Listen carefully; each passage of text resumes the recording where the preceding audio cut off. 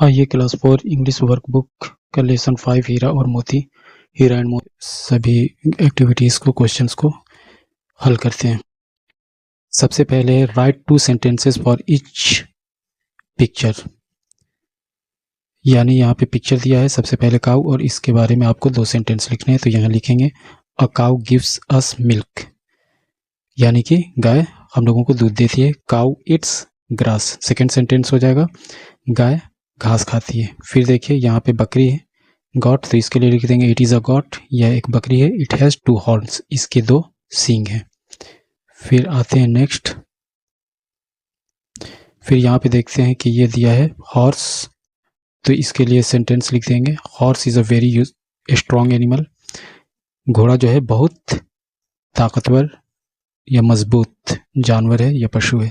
It runs very fast, यह बहुत तेज़ दौड़ता है। फिर अब आगे देखते हैं, आगे है यहाँ पे कैट बिल्ली, अब इसके लिए लिख देंगे first sentence a cat is a pet animal, यानी कि बिल्ली एक पालतू जानवर है। अ कैट म्यूज, बिल्ली जो है म्याऊ म्याऊ करती है।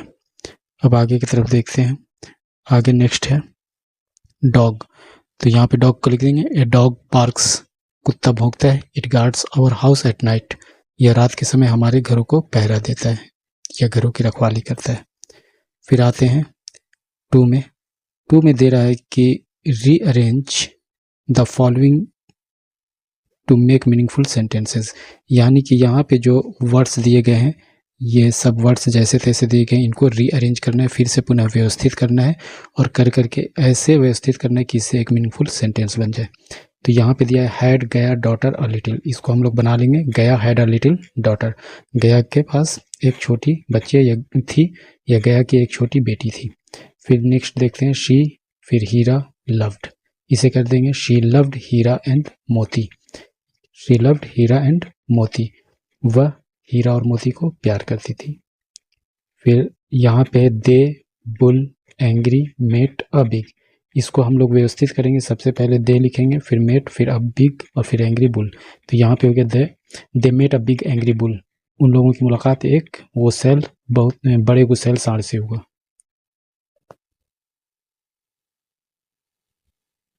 अब नेक्स्ट देखते हैं, यहाँ पे अगला देता है कि ये चौथे में है कि them sold he to a butcher, तो इससे सही तरीके से हम रीअरेंज करेंगे he sold them to a butcher, उसने उन लोगों को कसाई को बेच दिया।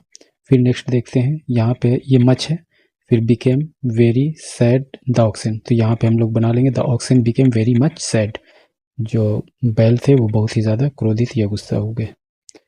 अब आगे देखते हैं, यहाँ पे कंप्लीट विथ डबल ई और ई ए, यहाँ पे कुछ वर्ड्स दिए गए हैं और उन वर्ड्स में से यहाँ पे आपको जो है मिस है 2 लेटर्स, तो इसमें या तो ई भरना है और या फिर ई ए भरना है। तो यहाँ पे सबसे पहले है एम और टी और यहाँ पे बीच में है, तो इसे हम भर लेंगे double E, M double E T, meet meet का मतलब होता है मिलना, और इसको हम ई ए भी लिख सकते हैं ई ए, क्यों, क्योंकि M E A T meet meet का मतलब मांस या गोश्त भी होता है।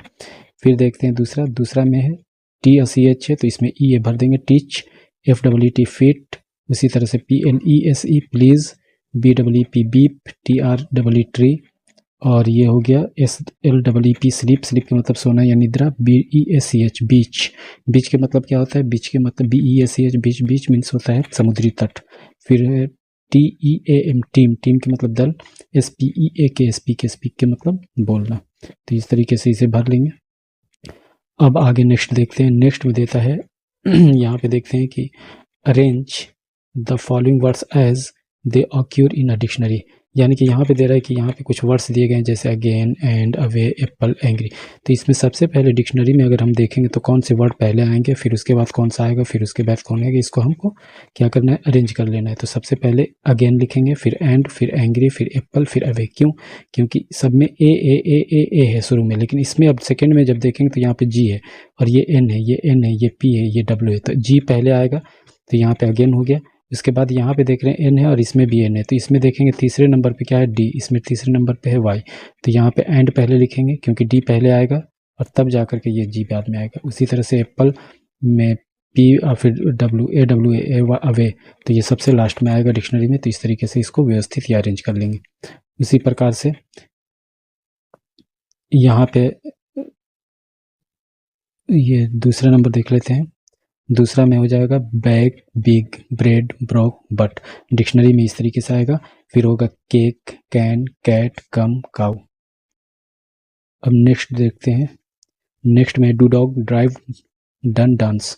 तो इसमें क्या होगा कि डिक्शनरी में अगर देखते हैं तो अरेंज करते हैं तो सबसे पहले डांस, फिर डू, फिर डॉग, फिर डन, फिर ड्राइव आएगा।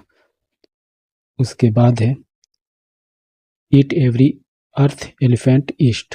तो इसको अगर डिक्शनरी में हम खोजना करें शुरू करें तो सबसे पहले अर्थ हमको मिलेगा, फिर ईस्ट, फिर ईट, फिर एलिफेंट, फिर एवरी।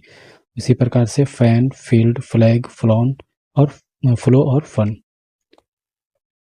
फिर देखते हैं यहाँ पे दिया है तो इसका हो जाएगा game, gas, gave, grapes, group, head, heavy, hand, house. तो इस तरीके से 4 भी हो गया। अब 5वां देखते हैं। 5वां में दे रहा है कि rearrange the following jumbled letters to make meaningful words. यानी कि इसमें जो लेटर्स हैं वो उल्टे पलटे दिए गए हैं यहाँ पे।